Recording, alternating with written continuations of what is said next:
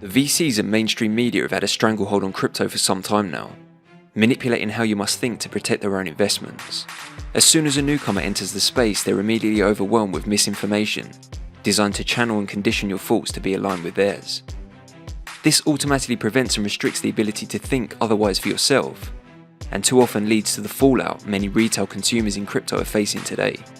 But it seems we're at the very beginning of all this changing. Their superficial grip is loosening and it's being prized open with the power of cold hard facts. Reality checks are taking place across the entire ecosystem, jerking many out of the trance they found themselves in. And in this lies opportunity to open their minds and think once again. A man once said, "Nothing is more powerful than an idea whose time has come." On the face of it, this may be true. For many blockchains, their time did come. But this only grants power for the moment. What about the power of an idea whose time is about to come? As Cardano's competitors are eating themselves from within, all that awaits now is for its time to arrive. And when you look at the state of crypto right now, it couldn't be more poised to embrace the change that the idea of Cardano promises to deliver. Welcome back for today's installment of Cardano Insights, delivering a fast-paced bite-sized roundup of the all-important Cardano news and ecosystem content from the past 24 hours. Join me as I explore exactly what's been happening at the very pulse of Cardano, so let's get straight into it. Yesterday we discussed the possibility of the Vasil hard fork being postponed, and later that evening it was confirmed by both IOHK and Charles himself. First off, for me, this is still extremely positive news. Like I've said before, this needs to be viewed as a postponement rather than a delay. The work on Vasil has been the most complex program of development and integration to date, from several angles, that requires not only significant work from the core teams, but also close coordination from across the entire ecosystem. So let's unpick the important factors surrounding the announcement. If you remember last week, IOG announced at that time there were 20 non-severe bugs found in the code. Well, this is reduced further, with only 7 bugs outstanding, and again none of which are ranked severe. This is extremely positive and a testament to how hard the team is working through ironing out the final creases. In terms of Plutus version 2 scripts, they've also confirmed to have got through 95% of them, with only a few items outstanding to ensure that everything is working correctly. The final decision to hard fork the Cardano testnet will be made in consultation with members of the SPO and dApp development community and measured against the following criteria: that no critical issues are outstanding on the node or from the internal audit function, benchmarking and performance cost analysis is acceptable, and the community has been properly informed and had the sufficient time to prepare for the hard fork combinator event. As IOG continue to track progress against the criteria, they'll fork the Cardano testnet, which will kickstart the 4-week countdown to the mainnet hard fork. With this all considered, the new date for the mainnet hard fork combinator event will be at some point in the last week of July. A few more observations from Charles's update on Vasil, and I think it's important the community doesn't view this as a major setback. As he explained, the fact that they're code complete means that in effect they could have gone ahead with the update and got away with it.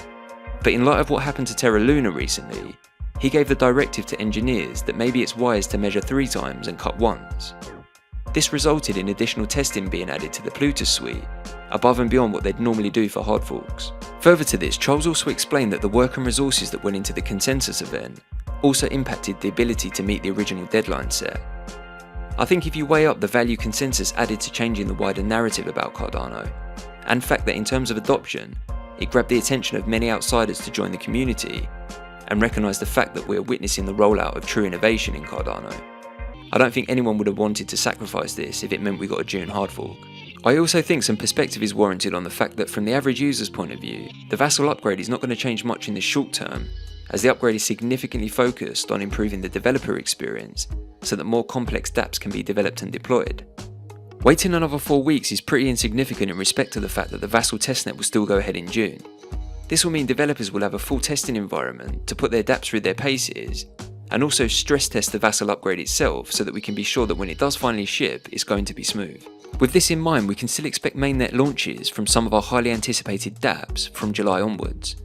Make no mistake, what we're going to see in the months after Vasil is truly going to be game changing for Cardano dApps and the wider smart contract blockchain ecosystems. I thought I'd end this segment by echoing something Charles said. This is the most tested release in the history of Cardano, the most complex release in the history of Cardano, and the most interconnected in the history of Cardano. And yet when the hard fork combinator event occurs, it will just work. That's the magic of all of it.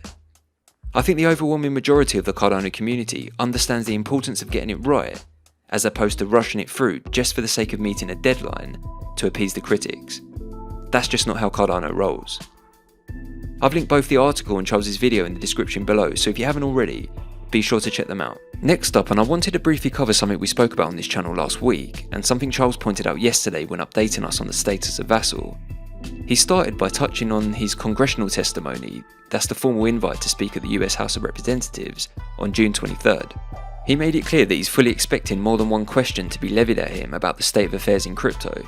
For instance, the collapse of Celsius, Terra Luna, the constant hacks, flawed DeFi protocols, and the anti-consumer behaviour that occurs far too often in this space, some of which that we highlighted on yesterday's video.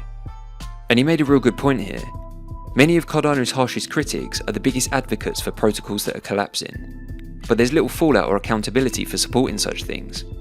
Meanwhile, Cardano remains consistent in its approach, values, and determination to make a better world for all of us to live. It's ironic that whilst these bad actors that consistently dismiss Cardano, or set out an agenda to attempt to stifle its growth, it's the very founder of Cardano that's being called to speak to Congress about such matters, and it reaffirms my opinion that US regulators are recognising the progressive minds in this space, and the ones they can work with to find some form of clarity and understanding.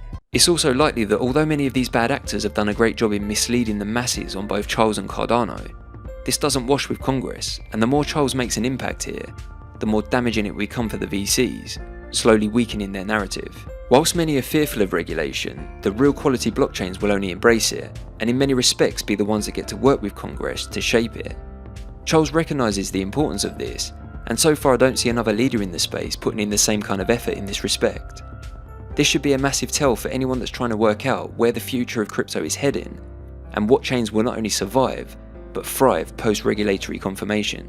I'm definitely going to be covering the full testimony later this week on this channel, but would urge everyone to tune in live if you can and show your support for Charles in his efforts. It's sure to be compelling viewing. Next up, and as you know, I always like bringing you items that demonstrate more use and utility, no matter how big or small.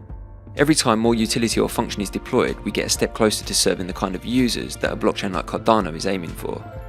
Eternl recently integrated MusiSwap to the dApp store. Well, now another big DEX has landed in the form of Wingriders. You can now connect via your Eternl wallet on desktop or mobile and make use of everything Wingriders has to offer with just a few clicks. And finally, to some more utility, we've spoken before about some of the lending and borrowing dApps that are highly anticipated, for example ADA Finance with their innovative NFT bonds. But as of right now, in terms of lending, the options are currently limited to using NFTs as collateral. Well, yesterday that changed, as we got this announcement from FluidTokens, announcing that native assets are now live. You can now create a loan request using your favourite Cardano native tokens, like MinSwap, Meld and World Mobile to name a few. But if you want to check it out for yourself, I've linked the announcement and the platform in the description below.